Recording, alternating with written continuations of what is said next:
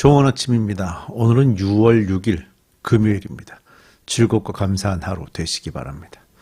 자, 오늘은 역대상 9장 말씀을 함께 묵상할 생각입니다. 오늘로 이제 그 족보가 끝이 나죠. 오늘 족보도 역시 약간 좀 특이한데요. 긴 포로 생활에서 돌아온 사람들을 기록하는데 이것 역시 역대기 기자가 관심 있는 부분을 중심으로 기록이 되고 있습니다. 그 내용은 대다수의 그 내용이 모두 제사장들과 성전과 관계된 일을 하는 레위 사람들에 대한 기록입니다. 그들의 이름과 그들의 사역을 기록함으로써 이 저자는 성전에 대한 자신의 깊은 관심을 좀 보여주고 있죠. 1절부터 16절까지의 내용이 이제 느헤미야의 기록과 동일하다고 보는데요. 제사장들에게는 의식을 행하고 성전에서 봉사할 책임이 주었고요. 레위 사람들에게는 하나님의 백성들이 하나님을 경배할 수 있도록 만반의 준비를 갖추는 실제적인 준비와 성전 유지의 책임이 맡겨지게 됩니다. 하나님 앞에서 이 성전과 관계된 일을 맡은 자들은 성실하게 그 일을 감당해야만 했습니다. 오늘 말씀을 좀 읽어보면 아주 사소해 보이는 일들도 성전과 관계된 일이라 그런지 모르겠는데 성전 주변에 살면서 그 일을 감당하는 것을 보게 됩니다. 얼마나 그 일에 큰 가치를 두고 있는가 하는 걸 좀 알 수가 있거든요. 하지만 그 에스라서나 이제 느헤미야서 이쪽을 보면 이들이 이 일을 잘 감당하지 못했다라는 걸 좀 알 수가 있습니다. 시대나 뭐 역할의 중요성 그런 거 관계없이 오늘날에도 우리에게 주어진 하나님과 관계된 일들이 있으면 성실하게 감당하는 것이 맞겠죠. 자, 우리 함께 말씀을 좀 들여다 보겠습니다. 오늘도 이제 상당히 긴 내용이 사람 이름들이 나오기 때문에 주로 설명이 없습니다. 이렇게 본문 말씀을 쭉 읽어 가도록 하겠습니다. 역대상 9장 1절부터 34절 포로 생활에서 돌아온 백성 1절입니다. 이와 같이 온 이스라엘이 족보에 오르고 이스라엘 열왕기에 기록되었다. 유다는 배신하였으므로 바벨론으로 사로잡혀 갔는데 맨 처음으로 자기들의 성읍 소유지에 돌아와서 살림을 시작한 사람들은 이스라엘 사람들과 제사장과 레위 사람과 성전 막 일꾼들이다. 자, 이 제일 먼저 돌아온 사람들이 제사장, 레위 사람들, 성전 막 일꾼이라는 말 의미가 좀 있어요. 이게 다 성전과 관계된 사람이죠. 그래서 처음에 포로 생활에서 회복된 사람들이 성전을 이렇게 세우기 위한 일에 쓰임 받습니다. 이 얘기가 이제 에스라스와 느헤미야의 기록이 되고 있죠. 3절입니다. 유다 자손, 베냐민 자손, 그리고 에브라임과 므낫세 자손 가운데서 예루살렘에 자리 잡은 사람은 다음과 같다. 유다의 아들 베레스 자손 가운데서는 우대가 살았는데 그는 암미후스의 아들이요 오므리의 손자요 이므리의 중손이요 바니의 현손이다. 실로 사람 가운데는 맏아들 아사야와 그 아들들이 살았다. 세라의 자손 가운데는 여우엘과 그의 친족 690명이 살았다. 베냐민 자손 가운데서는 살루가 살았는데 그는 무슬람의 아들이요 호다위야의 손자요 아스누아의 증손이다. 그리고 여로함의 아들인 이브니야와 미그리의 손자요 우시의 아들인 엘라와 이브니야의 증손이요 루엘의 손자요 스바다의 아들인 그술람이 살았다. 이와 같이 족보에 오른 그들의 친족은 모두 956명이며 이들은 모두 각 가문의 족장이다. 자, 이제 다음에 보려고 하는 것이 예루살렘에 정착한 제사장들에 대한 건데 10절 제사장 가운데서는 여다야와 여호야립과 야긴과 아사랴가 살았는데 아사랴는 힐기야의 아들이요 무슬람의 손자요 사덕의 증손이요 무라에서 현손이요 하나님의 성전 관리를 책임진 아히두베의 5대손이다. 성전과 관계됐다는 걸 느낄 수 있죠. 제사장, 성전 관리 이런 단위들. 12절 또 아다야도 살았는데 그는 여로함의 아들이요 바스울의 손자요 말기야의 증손이다. 그리고 마아세도 살았는데 그는 아디엘의 아들이요 야세라의 손자요 무슬람의 증손이요 무실레밋의 현손이요 임멜의 5대손이다. 또 그들의 친족이 있는데 이들은 각 가문의 족장들이며 하나님의 성전을 돌보는 일에 유능한 사람들로서 그 수는 1760명이다. 다음 예루살렘에 정착한 레위 사람들 14절 레위 사람들 가운데서는 무라리 자손인 스마야가 살았는데 그는 핫숲의 아들이요 아스리감의 손자요 하사베아의 증손이다. 또 박박갈과 헤레스와 갈랄과 마따냐가 살았는데 마따냐는 미가의 아들이요 시그리의 손자요 아삽의 증손이다.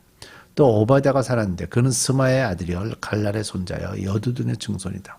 그리고 베레가도 살았는데 그는 아사의 아들이요 느도바의 사람들의 마을에 살던 엘가나의 손자다. 뭐 이렇게 미가, 오바댜 이런 이렇게 선지자들의 이름도 지금 여기에 등장하고 있습니다. 현재 이제 여기 16절까지가 느헤미야의 기록과 이제 동일하다라고 전해진 부분이죠. 다음은 이제 예루살렘에 정착한 성전 문지기. 17절.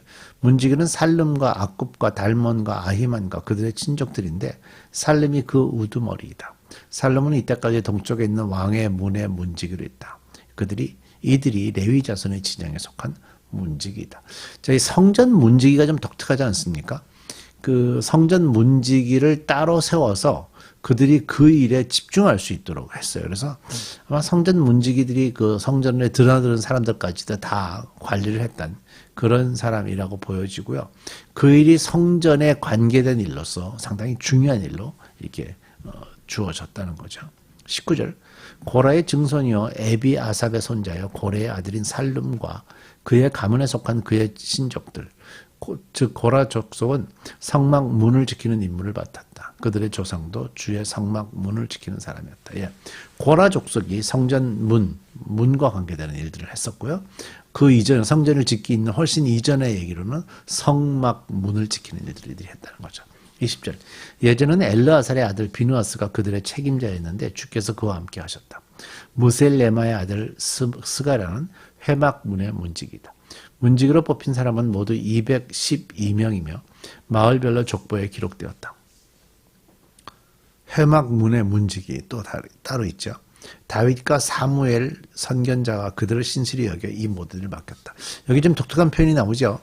그 회막문의 문지기인데요. 그 문지기가 하고 있는 일들을 신실히 여겼다. 신실히 여겼다.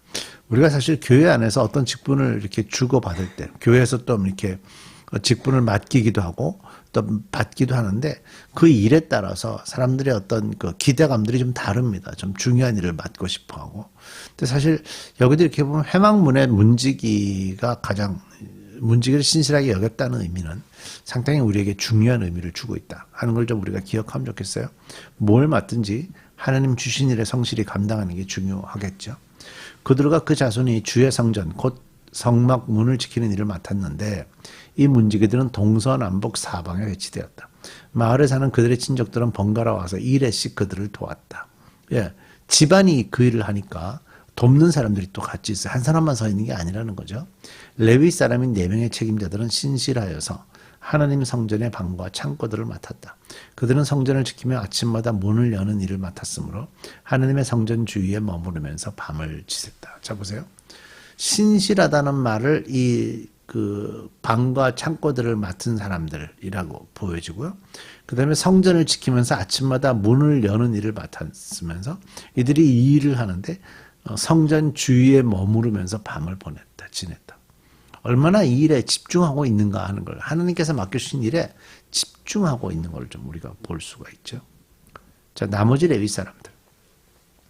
그들 가운데 몇 사람은 성전에서 사용하는 기구를 맡았으므로 그것들을 세어서 들여오고 세어서 내주었다. 그러니까 성전에 뭐가 현재 있는 기물들이 무엇인지 정확하게 알고 있었다는 얘기고요.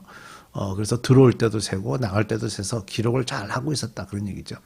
또 그들 가운데 몇 사람은 성전의 모든 기구와 그 밖의 기구들 그리고 고운 밀가루와 포도주와 기름과 유향과 향품을 맡았다.